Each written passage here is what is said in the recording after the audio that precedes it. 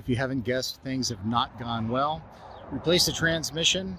The new torque converter I got did not line up, so the flex plate could not bolt through the torque converter. Wasted a ton of time. I put a new transmission in, new torque converter.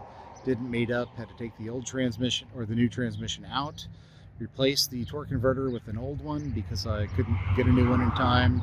And of course that was one of the major factors all along. So the torque converter just whines. I'll get a little distance, a few feet out of it when it's cold, and then it just spins. So the torque converter is trashed.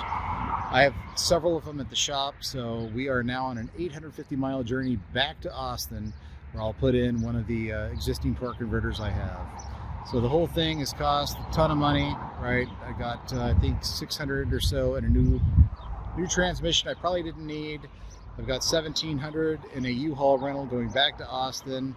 A couple $100 in gas going to Phoenix and back, and then with my brother coming 4-hour trip each way to come pick up the car. So it's been a very expensive endeavor, but we'll get it back on the road once we get back to Austin. But this is the status update. So no hard pulls on a new transmission to show you, just the car on a trailer. As always, thanks for watching, and I'll do more updates as the car becomes more roadworthy.